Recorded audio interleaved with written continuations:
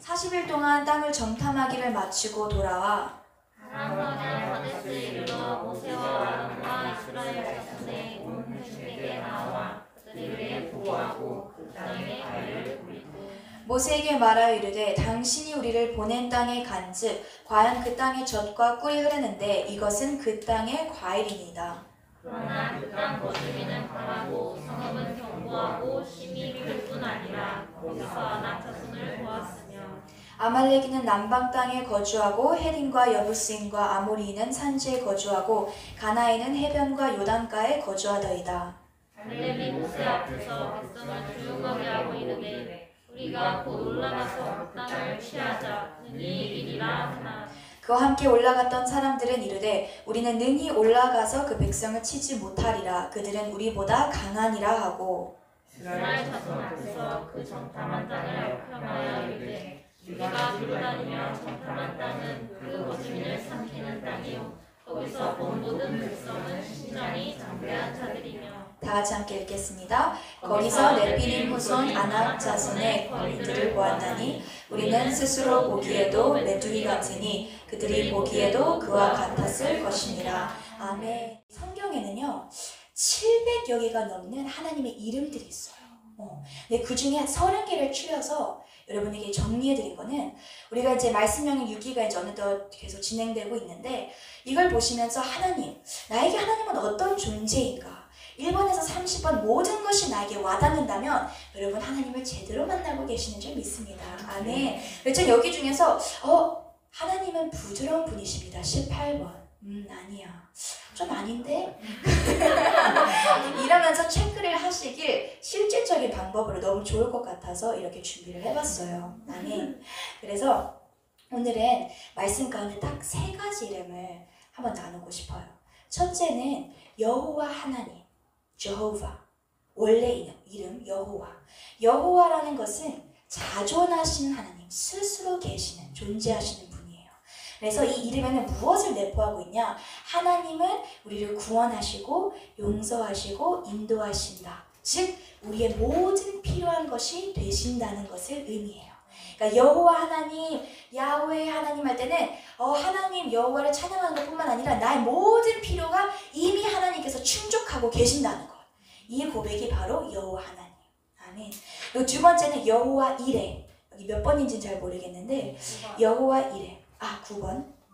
여호와 이레는 미리 준비하시는 하나님. 이 여호와 이레가 어디서 등장했냐? 창세기 22장에 아브라함이 이제 산으로 불려 아들 이삭을 바치려 하는 순간 하나님께서 천사를 통해 개입하셔서 그 양을 대신 제공하였을 때 아브라함이 이것을 기억하여 여호와 이레라고 해요. 그러니까 우리가 가장 나에게 소중한 것을 주님께 드릴 때 하나님은 이미 더 좋은 것을 준비하고 계신다는 것. 아멘. 세 번째 여호와 니시. 여호와 니시는 나의 깃발이시다. 출애굽기 17장 말씀을 보면 이제 광야에서 아멜렉과 전쟁에서 승리하는 기념해서 모세가 제단을 쌓고 그 이름을 여호와 니시라고 해요. 이 여호와 니시를 제가 오늘 묵상하는데 마치 우리 국방부의 초특급 요원들이 회의하는데 유치원생 한 명을 데려놓고 너는 어떻게 생각하니? 이렇게 묻는 것처럼 느껴지는 거예요. 우리는 사실 그 수준도 아니죠. 먼지 한 톨의 수준도 아닌데 하나님께서는 전쟁의 주관자는 하나님인데 우리의 감정과 의견을 존중해 준다는 거예요. 그래서 어쩔 때는 그게 싫을 때도 있어요. 그냥 마음대로 하시지. 괜히 방해를. 근데 그 동시에 막상 휘둘리면 이건 아닌데요. 그래서 하나님 우리의 자유의지를 주셨다는 것. 네, 여호와 니시는 정말 군대 대장이면서도 우리의 아버지. 이런 아버지 진짜 멋있어요. 그쵸? 힘이 세면서도 나를 존중해줘요. 내 의견을 존중해줘요. 그래서 이런 하나님, 700여 개가 넘는 하나님의 이름들이 있는데 결국 이 모든 것을 통틀어서 하나님은 무슨 하나님이냐? 우리와 함께 하시는 임마누엘 하나님이라는 거예요. 여호와 니시, 여호와 이레, 여호와 하나님, 여호와 추리, 여호와 아도나이 모든 하나님의 성품들이 매일 나와 함께 하신다. 아멘. 그리고 이 임마누엘 하나님이 어디서 등장하신지 아나요? 이사야 7장에 그러므로 주께서 친히 징조를 너에게 주실 것이라 보라 처녀가 잉태하여 아들을 낳을 것이요 그 이름을 임마누엘이라 하리라. 아멘. 이 임마누엘 하나님, 결국 우리는 십자가 예수 그리스도의 보혈을 통해 이 700여 개의 그 이상 무한대로 넘쳐나는 하나님의 성품들과 또 하나님 안에서 우리가 찾는 우리 인생의 원동력과 동기와 이유와 목적과 존재의 가치를 완전히 단절된 상태에서 그 하나님이 나의 하나님이 될 까닭은 오직 그리스도 임마누엘 하나님이 이 땅 가운데 오셨기 때문입니다. 아멘. 그래서 이 임마누엘 하나님은 어떻게 함께 계시냐면요, 내가 사망의 음침한 골짜기로 다닐지라도 나와 함께 하시는 하나님, 내가 가장 두려워하는 원수의 목전 앞에서 나는 벌벌 떨고 있지만 그 원수의 목전 앞에서 밥상을 차려주시는 임마누엘 하나님, 그리고 사망이나 생명이나 천사들이나 권세자들이나 현재일이나 장래일이나 높음이나 기쁨이나 그 어떤 피조물이라도 우리를 가로막는다 할지라도 그 옆을, 우리 옆을 죽기 살기로 사수하시는 게 바로 하나님이에요. 그러니까 우리가 계속 그걸 돌파하고 말씀하고 나오는 거, 하나님 저 주님 옆에 꼭 붙고 싶어요, 하나님 주님 옆에 주님 놓고 싶지 않아요. 근데 하나님은 이미 여러분보다 1000억만 배로 더 여러분의 옆자리를 사수하고자 하는 그 사랑이 있다는 것입니다. 아멘. 정말 하나님께서 우리를 향하신 사랑의 노력에 비해 우리는 정말 코딱지? 먼지? 정말 미세한 박테리아만도 못한다는 것. 그만큼 하나님의 사랑이 크다는 것입니다. 아멘. 그래서 우리가 앞으로 성장을 계속하면 김은하 목사님 하시는 말씀처럼 비행기가 이렇게 딱 이륙하는 데까지 엄청난 연료를 쓰잖아요. 근데 그 순간들이 있을 거예요. 예를 들면 요셉의 종살이의 시간, 또 죄수의 시간, 다니엘은 결단의 시간, 또 사자 굴의 시간, 베드로는 예수님을 부인하고 배반하는 그 정죄, 죄책감의 시간까지도 있을 테지만, 하나님은 우리가 힘들고 낙심될 때 우리를 홀로 두시려고 지금까지 함께 하신 분이 아니에요. 아멘. 하나님은 하나밖에 없는 그 예수 그리스도보다도 여러분을 더 사랑하세요. 그렇기 때문에 주님이 이 십자가를 죽으신 게 하나님의 뜻이 될 수밖에 없었어요. 여러분을 너무 사랑하기 때문에. 그래서 우리가 이 임마누엘 하나님을 꼭 기억하시기를 축복합니다. 사단은요, 제가 제일 좋아하는 목사님, 저희 부모님 다음으로 제일 좋아하는 목사님, 젠슨 프랭클린이라는 목사님이 계세요. 근데 그분이 하신 말씀이, 사단은 지금의 우리의 모습을 두려워하는 게 아니라 우리가 앞으로 될 모습을 두려워해요. 그렇기 때문에 우리가 추수의 기간이 더 다가오면 다가올수록 하나님이 이제 우리를 정금화시켜서 이제 나의 삶 가운데 수확을 거둘 때쯤이면 사단이 더 발악을 하는 거예요. 근데 그 발악을 할 때 우리가 기억해야 하는 것은, 하나님께서는 이미 그 파종의 때, 씨앗을 심었을 때 진짜 보잘것없이 흙탕물에 이렇게 떠다니는 그 죽은 씨앗을 하나님께서 건지셔서 사람들이 다 보잘것없게 느꼈던 그 씨앗을 심으시고 물을 주시고 해를 쬐주시고 늘 보호해 주시고, 이제 이 씨앗이 식물이 되어서 성장해 나가는데 비바람 조금 분다고 하나님이 이 씨앗을 버리시겠나요? 절대로 아니라는 것. 하나님은 파종의 그 계절부터 수확의 추수의 계절까지 영원히 우리와 함께 하시는 임마누엘 하나님이신 줄 믿으십니까? 아멘. 그래서 오늘 이제 제가 임마누엘을 묵상하면서 갑자기 베드로가 떠오르는 거예요. 사실 베드로는 정말 보잘것없는, 물고기도 잘 못 낚는 그런 어부였던 그 순간부터 정말 베드로의 그림자가 스치기만 하면 어떻게 됐죠? 병든 자들이 고침을 받았어요. 예수님은 손을 얹어서 고쳤는데 베드로는 그보다 더하게 이렇게 그림자가 지나가는데 벌떡벌떡 사람이 일어나는 거예요. 근데 그 순간까지 하나님은 늘 그와 함께 하셨어요. 그리고 심지어 베드로가 예수님을 이제 그날 저녁에 그 3번 부인했던 그 순간까지도 주님은 어떻게 임마누엘 하나님이셨냐, 그 베드로가 그 죄를 지을 것을 아시고 그 순간까지도 고문을 당하고 계셨던 게 바로 우리와 늘 함께 하시는 임마누엘 하나님. 또 베드로가 이제 예수님을 떠나서 죄책감과 정죄감과 이런 모든 슬픔과 비극과 좌절과 우울감이 있을 때에, 실패감에 젖어들 때에 이제 어부의 길로 돌아갔던 그 순간까지도 주님은 무엇을 하고 계셨냐? 음부의 권세로 내려가셔서 3일 동안 정말 온갖 사람이 당할 수 있는 모든 고통, 우리는 사실 예수님을 이제 구원자로 메시아로 우리가 영접을 해서 지옥 안 가잖아요. 근데 예수님은 우리가 한평생 겪을 수 있는 고난보다 더한 고난을 이미 당하신 분이에요. 그래서 그 순간까지도 베드로는 배반하고 떠나가고 이제 주님은 나를 사랑하지 않을 거라는 순간 주님은 음부의 권세에서 베드로야, 내가 너를 사랑함으로써 이 십자가의 음부의 권세를 내가 이제 깨주겠노라, 파쇄하겠노라. 이것이 바로 임마누엘 하나님, 여러분이 향한 하나님의 사랑 고백인 줄 믿으셔야 합니다. 아멘. 그래서 우리가 때때로 정말 하나님이 눈에 안 보인다고 해서 하나님을 많이 오해하면서 사는 것 같아요. 저도 그래요. 내가 내 힘든 상황보다 하나님이 더 안 보인다는 이유 하나로 마치 그 상황에 나 혼자인 것처럼 좌절하게 되고요. 내가 이 돌파하는 이 제목보다 하나님이 더 안 보인다고 생각해서 그 돌파를 하나님 마치 나에게만 그냥 무작정 떠넘기는 그런 하나님으로 왜곡할 때가 때때로 있었던 것 같아요.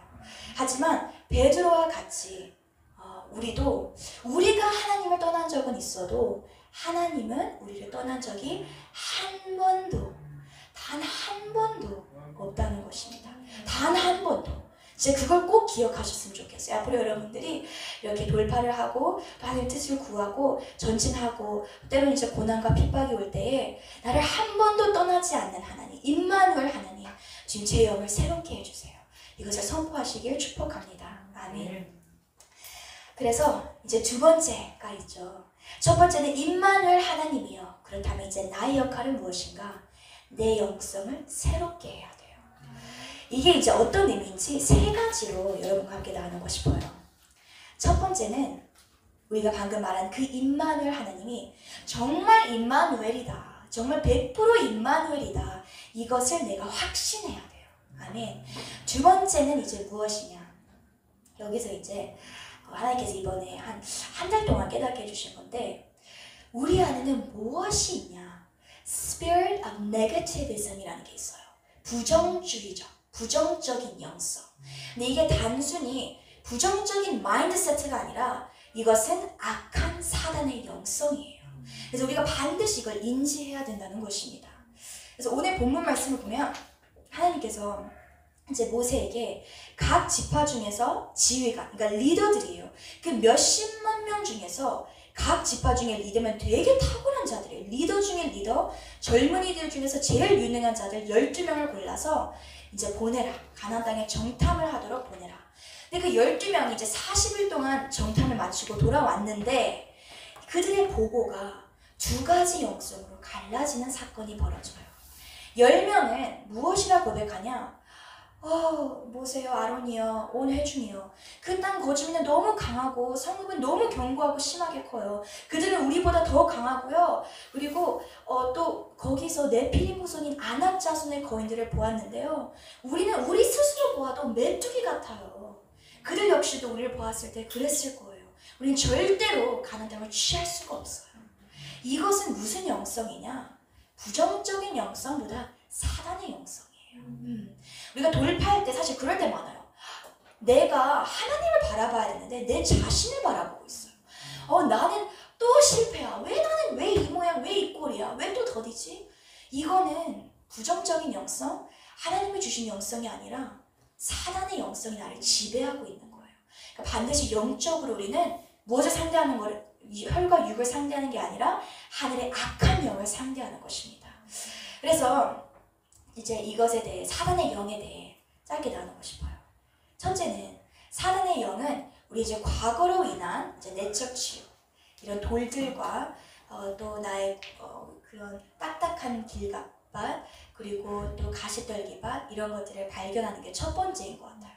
그래서 예를 들면 저도 이제 최근에 짧게 나누자면 내적 치유 세미나를 통해서 제가 또 이제 좀 작은 돌인데 무엇을 발견했냐면 제 안에 결혼에 대한 두려움이 있는 거예요. 근데 이게 결혼에 대한 두려움이 되게 구체적이에요. 이게 결혼을 못할 거에 대한 두려움보다는 나랑 같이 내 비전을 함께 해줄 사람이 있을까에 대한 되게 큰 두려움보다는 의문점, 불신, 이런 게 있더라고요, 제 안에. 그리고 버거워하지 않을까? 처음에 나를 사랑해서 나랑 결혼을 해주지만 나중에는 그게 버거워서 나를 떠나지 않을까? 이런 두려움이 제 안에 있더라고요. 그래서 그 뿌리를 막 찾고 이게 또 결혼뿐만 아니라 나중에 더 깊게 들어가니까 누구든지 사람 관계에 있어서도 그냥 뭐 친구 가볍게 만나는 건 상관이 없는데 정말 나처럼 믿음만을 바라보고 믿음만을 갖고 주님만을 바라보고 함께 전진해주고 나를 힘들게 하지 않고 말로 쏘아대지 않고 그런 사람이 있을까 하는 그런 불신이 있더라고요, 제 안에. 내 뿌리를 찾으니까 제가 이제 자라오면서 사실 개척교회 목사님의 자녀로서 정말 하나님께 감사한 것은 다른 아이들에 비해 많은 상처를 받지 않았던 것 같아요. 그 이유 중에 하나가 이미 김은환 목사님께서 제 안에 작업을 해놓아 주셔서 제가 스스로 한 대 맞으면 막 교회 그때 이제 여기 계신 분이 한 명도 없었는데 막 그때 찬양 인도하던 언니가 막 진짜 말라 삐뚤어진 스탠드를 계속 주는 거예요. 바이올린을 하는데 근데 이 스탠드가 혼자서 쭉 내려가는 스탠드예요. 그러니까 한 번씩 이렇게 무릎을 쳐야 돼요, 바이올린 하면서. 무슨 말인지 알죠? 그리고 진짜 아무튼 그러니까 목사님의 자녀라고 해서 그냥 굳은 일 다 시키고 그리고 최고의 것을 주는 게 아니라 어차피 쟤는 목사님 자녀니까 그냥 뭐 이해하겠지 하고 그런 식이었거든요. 근데 그런 것을 봤을 때 이미 작업이 끝났으니까 그래 내가 십자가를 지자 이런 식으로 이제 소화를 하긴 했는데 또 그 개척이 안에서 제 안에 상처가 있더라고요. 무슨 상처냐면 정말 수많은 사람이 오고 갔어요. 교회. 그래서 여기에 계신 분들 중에 진짜 솔직히 말하면 다은 언니가 3년 전에 왔는데 다은 언니 외에 그 이전 분들은 코털도 안 보여요. 그러니까 어떤 걸 느꼈냐면 큰 비전을 감당하는 교회만큼 하나님께서 또 저희 부모님을 훈련하시고 단련하시는 과정 가운데 그걸 또 허락하시고 또 하나님께서 딱 특정하게 부르시는 사람도 있는 것 같아요. 근데 그 가운데에 제 안에 어떤 게 있냐, 그래 꿈이 많은 우리 아빠는 늘 혼자구나. 그렇다면 꿈이 많은 나 양주영이도 늘 혼자겠구나. 이런 제 안에 거짓 메시지가 있는 거예요. 그래서 그날 저녁에 바로 이제 뒤에서 이제 기도를 했어요. 하나님을 물어봤어요. 하나님, 사단이 계속 저에게 거짓말을 해요. 하나님, 이제는 주님의 음성을 듣고 싶어요. 제 사단의 음성이 아닌 주님께서 말씀해 주세요. 근데 하나님이 바로 뭐라고 대답하시냐? 주연아, 사단은 너에게 사람들이 떠나는 존재라고 하지만 나한테 너는 앞으로 수많은 사람들이 마구마구 붙을 그런 존재란다 라고 하시는 거예요. 아멘. 그리고 생각나는 게 유튜브 채널에서 이렇게 귀하신 분들이 너무 한 분 한 분 진짜 어마어마한 그릇들을 갖고 계신 분들이 뒤에서 막 하면서 소리를 지르면서 기도를 하고 계시는 거예요. 나름대로 다들 돌파를 하시겠다. 아멘. 이러면서 주님 할렐루야. 아멘. 그래서 이것이 바로 사단의 영성을 극복하는 것. 아멘. 그리고 두 번째는 이제 그 이상으로 오늘은 한 단계 더 들어가고 싶어요. 사단의 영이 또 무엇을 치고 들어오냐? 사단은 단지 나의 돌반, 나의 과거의 상처들로만 나를 공격하는 게 아니라 내 영의 기류를 바꾸는데도 되게 능숙해요. 그게 무슨 뜻이냐면 쉽게 설명하기 위해서 약간 비주얼적인 걸로 예를 들게요. 예를 들면 성경을 보면 하나님을 나타내는 색깔은 파란색, 보라색, 그리고 하얀색이 있어요. 근데 내 이제 돌파 현장 가운데 기도와 말씀 생활과 신앙 생활 가운데에 사단은 무엇을 하냐? 그 하나님의 영성의 색깔들을 자신의 색깔인 시뻘건 색깔과 흑암같이 검게 물들여서 나의 감정을 통해, 나의 생각을 통해 나의 영의 기류, 나의 감정들을 바꾸어 놔요. 그래서 이걸 쉽게 표현하면 우리가 항상 그런 말을 하잖아요. 하나님의 생각도 있고 사단의 생각도 있는데 그게 감정에도 적용이 되더라고요. 하나님의 감정이 있고 사단이 나를 이상한 감정이 묵상하게끔 만들어요. 막 나 혼자 슬퍼가지고 막 주님. 그래서 저는 사실 예를 들면 가끔 기도할 때 막 제 가슴을 쥐어짜면서 주님 막 너무 슬퍼요. 왜 저희 그러셨어요? 막 이렇게 제 슬픔에 취해서 울면 하나님 갑자기 너 뭐하냐? 너 뭐하니 지금? 그러면 그때 저 순간 잠깐만 하면서 현우씨 터져 진짜. 현우씨 웃음이 진짜 터져요. 그냥 주님 알겠어요. 헛웃음이 터지더라고요. 그러면서 이제 자세부터 달라져요. 다 눈물 콧물 다 닦고 이제 드라마는 끝났고 연기는 끝났고 이제 무릎을 딱 각도 있게 잡아요. 그리고 공감하시네요. 그래서 무릎을 꿇고 딱 이제 숨을 크게 들이마시고 그래 방언으로 뚫자. 기도로 뚫자. 이거는 내가 전쟁은 코 찔찔 울면서 전쟁을 하는 게 아니라 내가 선포하면서 사단을 때려잡는 게 전쟁이지 언제까지 울고 있니? 라고 제 안에 그 inner voice가 들리는 거예요. 그래서 그 순간 사실은 겉으로 봤을 때 우리 표면적으로 봤을 때 쟤 정신 차려서 기도하는구나 라고 느낄 수도 있지만 사실 저것은 엄청난 영적인 승리의 현장이에요. 내가 사단의 기류를 저항하고 하나님의 기류를 선택하는 시간이거든요. 아멘. 그래서 영적인 승리는요 단순히 내가 결과주의적으로 돌파를 했다, 내 삶에 뭔가 일어났다 이런 것만 영적인 승리가 아니라 그것은 나중에 하나님의 타이밍이 오는 것이고, 진정한 영적인 승리는 내가 그 돌파의 제목을 놓고 기도할 때 내 기도의 자세가 무엇인가, 내 기도의 지금 기류가 무엇인가, 내가 지금 사단의 감정을 붙잡고 끙끙 싸매며 기도하냐, 아니면 훌훌 털어내고 오케이 Let me start fresh. Let me fight again. 다시 한번 해보자. 해서 그렇게 싸우는 것인가? 우리는 이제는 전쟁에 능한 자가 되어야 될 줄 믿습니다. 아멘. 그래서 그게 바로 이제 두 번째예요. 우리가 그 spirit of negativism, 사단의 영성이 아닌 하나님의 영성을 택하는 것. 그래서 세 번째가 바로 하나님의 영, 곧 성령님을 뜻하고 있어요. 성령님은요, 제가 느낀 게 뭐냐면 수동적인 사람을 별로 안 좋아해요. 성령님은 자기를 구하지 않는 자에게 굳이 찾으러 가지 않으세요. 성령님은 저 사람이 자기의 말에 입술의 고백으로 성령이 저와 함께 해주세요. 성령이 도와주세요. 성령님 하실 줄 저는 믿습니다. 제 안에 충만히 임하여 주시옵소서 할 때 성령 오케이 하고 마구 쏟아주시는 게 바로 성령님의 스타일이에요. 캐릭터예요. 성품이에요. 그렇기 때문에 앞으로 우리가 기도할 때 성령님을 구하는 기도, 성령이 뜨거운 기도가 되시길 축복합니다. 아멘. 그래서 오늘 마지막으로 말씀을 맞추기 전에 이 성령님 우리가 구할 때 또 말이라는 것이 같이 딸려와요. 말의 권세이기 때문에. 그래서 이 말이라는 것이 얼마나 중요하고 우리의 한마디의 말로 인해 이 영적인 기류가 내 삶뿐만 아니라 주변의 사람들까지, 또 단원이가 말한 것처럼 그 사업의 현장까지도 다 바꿀 수 있다는 것, 그 원리를 마지막으로 설명해 드리고 싶어요. 제가 2주 전부터 이제 정광훈 목사님께서 그 영적 승리의 비결 이 말씀을 끝나시고 또 새롭게 시작한 시리즈가 존재의 제1원인이에요. 그래서 이것을 나누실 때 요한복음 1장 1절 말씀을 이렇게 참고하셨는데 우리 같이 한번 읽어볼게요. 요한복음 1장 1절 말씀, 외우신 분들도 계시겠지만 함께 읽어볼게요. 요한복음 1장 1절 시작. 태초에 말씀이 계시니라. 이 말씀이 하나님과 함께 계셨으니 이 말씀은 곧 하나님이시니라. 아멘. 자, 여러분의 성경에 보면 저 같은 경우에는 말씀에 1표가 있어요. 1이라는 숫자가 표시되어 있고 밑에 표기에 보면 헬라어 로고스라고 적혀 있어요. 여러분 성경에도 그렇게 적혀 있나요? 사실 이 요한복음 1장 1절 말씀에 말씀이라는 것은 진짜 그냥 성경 말씀, 이런 언어적인 말씀을 뜻하는 게 아니라 로고스, 예수 그리스도를 뜻해요. 아멘. 저도 이번에 처음 깨달았는데 그 로고스는 무엇인가? 잠깐 백그라운드, 기초적인 설명을 드리고 싶어요. 인간은 태어나고 그리고 인간이 창조된 이후로 가장 인간이 정말 골똘히 묵상했던 그 철학적인 질문 중 하나는 인간은 누구이며 인간은 어디에서 왔는 것이며 이 창조는 어디서부터 시작되었는가, 창조의 근원은 무엇인가, 이것이 항상 모든 철학자들의 큰 질문이었어요. 의문점이었어요.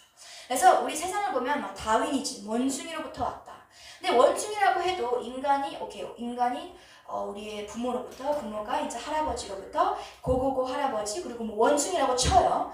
인정을 해줘요. 그러면 원숭이에요. 그 원숭이 이후엔 또 무엇이 나오냐? 기체라고 해요. 뭐 예를 들면 기체, 가스. 그리고 기체가 앞에 이제 물질, 뭐 박테리아 뭐 이런 것들. 근데 결국에는 물질까지 가다가 벽이 있는 거예요. 세상 사람들은 그럼 그 이유는 뭔데? 그럼 몰라요. 모르겠는데 I don't know. 그게 바로 세상적인 우리 인간의 지식의 한계예요. 근데 당시 고대 헬라인들, 그리스인 사람들은 생각하는 사람들, 지성인들로 되게 잘 알려져 있었어요. 되게 똑똑한 사람들이었죠. 근데 그들은 그 물질 이후에 더 나아가 어디까지 이르렀냐면 무언가 에너지가 있다. 뭔가 기가 있다. 그래서 이 에너지가 우리도 알게 모르게 이게 딱 함축이 되어서 뭔가 푸시를 해서 이 모든 천지가 창조되었다. 그래서 이 에너지를 무엇이라 일컬었냐? 로고스라고 일컬었어요. 그래서 당시 이제 예수님께서 3년 공생 끝나시고 이제 승천하시고 나서 이 제자 요한이, 사도 요한이 헬라인들이 사는 도시로 선교를 하러 가요. 근데 이 헬라인들은 되게 이성적이잖아요. 근데 사도 요한도 되게 교육을 좀 받은 자였어요. 그 제자들 중에서 조금 브레인이었어요. 똑똑했어요. 그래서 이 이성을 어떻게 공략할 수 있을까 하다가 그가 생각했는 게 그리스인들에게 이제 찾아가요. 헬라인들에게 이렇게 말해요. 너희들이 믿는 게 그 로고스지? 그러니까 로고스야. 너희들 정말 대단하다. 어떻게 다른 종족들은 로고스까지 못 이루는데 너희는 어떻게 그걸 깨달았니? 막 칭찬에 퍼부어대요. 양 목사님처럼 잘하시잖아요. 막 칭찬에 퍼부어대다가 이제 무엇을 연결시키냐? 근데 말이야, 우리 히브리 사람들도 그 로고스를 믿는다. 근데 단지 우리는 로고스라고 하지 않고 예수 그리스도라고 해. 그렇게 전도를 한 거예요. 그러니까 헬라인들이 막 칭찬을 받으니까 마음이 열렸겠죠? 마음이 열린 상태에서 예수 그리스도를 전하니까 그래? 우리랑 똑같네? 그럼 예수 그리스도는 지금 어디 계시는데? 예수 그리스도는 로고스가 인간의 몸으로 이 땅 가운데 오셨어. 그럼 한번 소개시켜줘봐. 근데 예수님이 십자가에 못 박혀 우리의 죄를 위하여 죽으셨지 말이니. 그러면 왜 우리한테 그런 말을 하는 거야? 어차피 이제 우리랑 상관이 없는 일인데. 그러면서 누구든지 예수 그리스도를 영접하는 자마다 성령님께서 우리 안에 함께 계신다. 이렇게 전도까지 하게 된 바로 이 사연이 로고스를 담고 있는 어떻게 보면 근원이라고 해야 되나요? 입니다. 그래서 우리가 로고스 요한복음 1장 1절 말씀을 볼 때 사실은 이렇게 기록돼야 돼요. 태초에 로고스 예수님이 계시니라. 이 로고스 예수님이 하나님과 함께 계셨으니 이 로고스 예수님은 곧 하나님이시니라.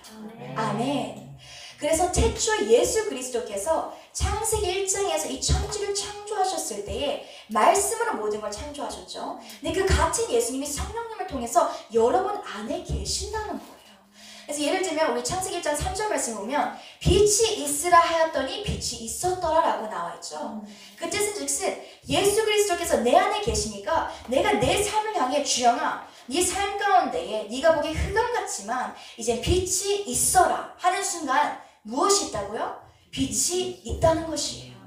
그 능력을 우리가 믿어야 돼요. 예수님은 단지 임마누엘 하나님, 나와 함께 계신 하나님, 나를 위로해 주시고 공감해 주시는 하나님뿐만 아니라 이제는 능력이 내 삶 가운데 펼쳐져야 돼요. 어떻게 펼쳐지냐? 말의 권세로 펼쳐져요. 그러니까 내 삶을 통해 이제는 우리가 기도할 때에, 오늘 저녁에 기도할 때에 주님 빛이 있으라. 주님 내 삶 가운데에 빛이 있고 돌파가 있고 평안이 있고 자유가 있고 능력이 있고 은사들이 흘러 넘치시어다. 이렇게 매일매일 선포를 해야 될 줄 믿습니다. 아멘. 그래서 이 말의 권세는요, 또 이제 지난주에 정광 목사님께서 어제 하신 말씀이 단순히 외적인 것뿐만 아니라 방금 한 것처럼 외적과 내적인 것 두 가지를 내포하고 있어요. 예를 들면 예수님께서 이제 갈릴리 호수에서 갈릴리 바다에서 배를 타는 가운데에 갑자기 풍랑이 심하게 몰아치는 거예요. 다들 아시죠? 그 유명한 사건을. 근데 그때 제자들이 막 예수님을 깨워요. 예수님 우리 좀 살려주세요. 이러다 죽겠어요. 그러다 예수님이 나가서 파도야 잠잠할지어다 하는 순간 파도가 잠잠해져요. 외적인 말의 권세죠. 그리고 그 바다를 이제 건너서 그 가이사랴 지방에 이제 도착을 하는데 거기에 귀신 들린 남자가 와서 막 예수님을 조롱하고 막 산만하게 주의를 하니까 예수님께서 귀신아 저자에게서 떠나갈지어다 하는 순간 그 남자의 몸속에 있던 모든 귀신들이 다 떠나가요. 내적인 권세까지도 내포하고 있어요. 그렇기 때문에 우리의 전쟁은 하나님께서 가장 주신 탁월하고 큰 도구는 우리의 입술이에요. 우리 입술의 선포와 말의 권세. 우리가 돌파할 때도 기도할 때도 인간인지라 연약해지는 마음이 생겨요. 아 주님 너무 힘들어요 하는 순간 약간 띨띨해져야 돼요. 아 잠깐만 아니죠 하면서 연기 좀 하세요. 형은 연기 잘하거든요. 이러면서 진짜 밝은 에너지와 기쁨을 내가 사수해야 돼요. 그러면서 아 주님 아니에요. 저 할 수 있어요. 내게 능력 주시는 자 안에서 내가 모든 것을 할 수 있느니라. 선포를 때려 박는 거예요. 내 마음 가운데. 아멘. 이게 처음에는 약간 뭐지 할 수 있는데 이것이 그냥 나의 이제 입술의 권세가 아니라 성경의 말씀. 성경의 말씀 암송 구절이 그래서 중요해요. 하나님의 살아계신 예수 그리스도의 말씀을 내 안에 지금 내가 선포를 하는데 이것은 100%의 영향이 아니라 200%의 영향을 발휘한다는 것입니다. 아멘. 이건 짤막한 보너스인데 또 목사님께서 무슨 말씀을 하셨냐면 우리가 지식을 생각할 때 우리가 학업적인 걸 많이 생각하잖아요. 공부를 얼마큼 해야 되고 내가 뭐 영어든 중국어든 뭐 아랍어든 얼마큼 이걸 쌓아 올려야 된다. 특히 이제 학생들 그런 게 많은데 지식의 근본은 하나님이에요. 이게 무슨 의미냐면 지식에는 단계가 있어요. 맨 밑에 단계가 뭐냐? 자연법, 자연에 대한 법. 그리고 두 번째는 뭐냐? 철학적인 것. 세 번째 단계는 무엇이냐? 신학적인 것, 하나님에 대해 알아가는 것. 그리고 맨 위에 성경이에요. 그렇기 때문에 내가 이 세상을 살아갈 때 밑에서부터 위로 뻗어나가는 삶은 여러분 우리가 목사님께서 하신 비유가 뭐냐면 이 하루 동안에 출판되는 책을 읽으려면 180년이 걸려요.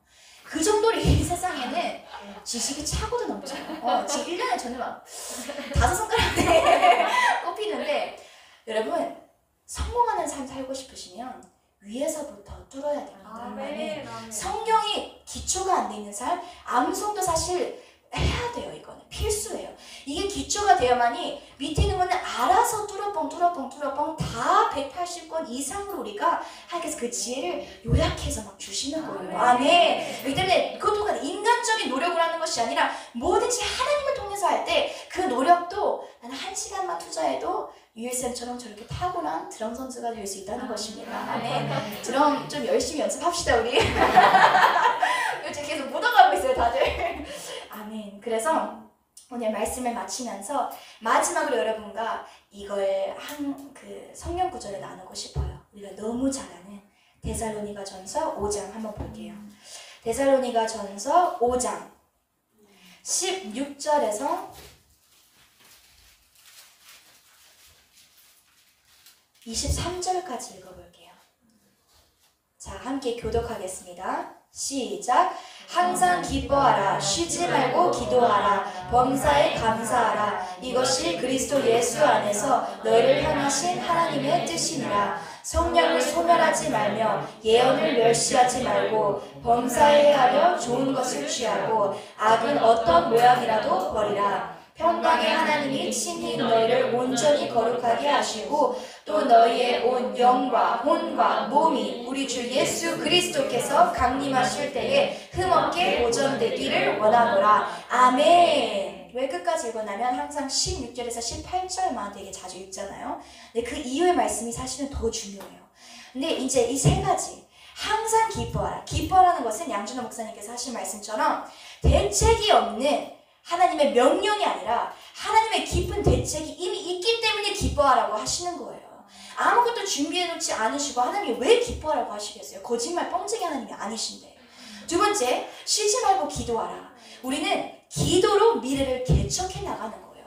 미래는 내가 막 뭘 쌓아서 내가 무엇을 막 노력해서 이런 게 아니라 기도에 나의 말씀의 선포로 인해서 내 미래가 선포가 되는 것인 줄 믿으십니까? 아멘. 그래서 예를 들면 주님 오늘 전에 기도할 때 저희 가정을 완전히 이미 회복하여 주심에 감사드립니다. 이미 예를 들면 저는 저희 작은 아버지가 이미 예수님을 영접할 거라는 그 믿음을 주심에 감사합니다. 또 주님 저에게 100만 명의 영혼들을 이미 주실 것이라는 그 믿음을 주심에 감사합니다. 이렇게 선포를 해야 돼요.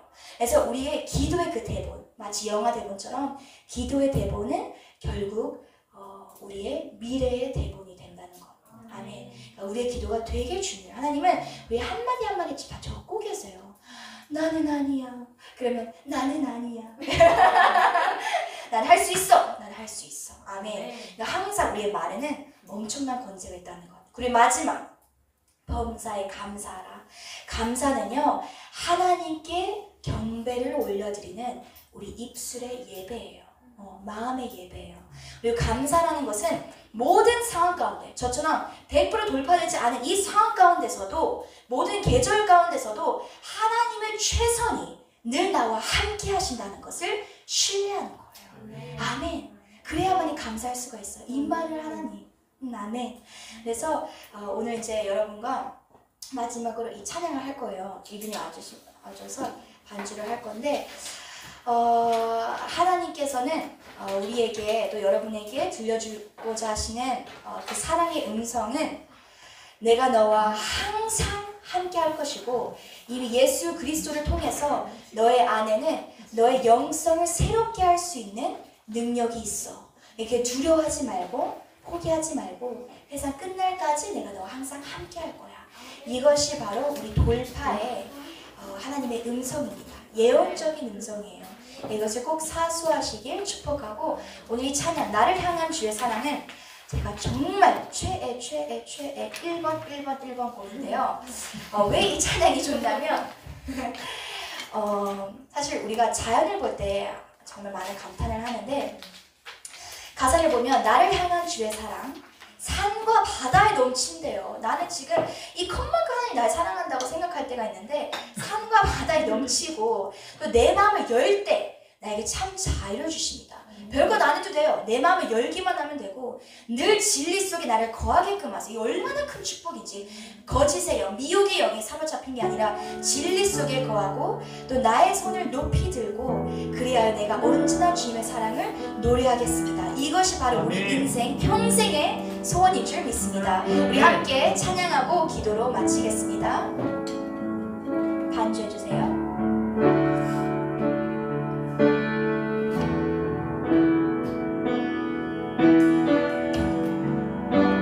마음의 선포 안에 마음가짐을 하겠습니다. 나를 향한 주의 사랑 산과 바다에 넘치니 내 마음 열 때 주님 나에게 참 자유 주시네 늘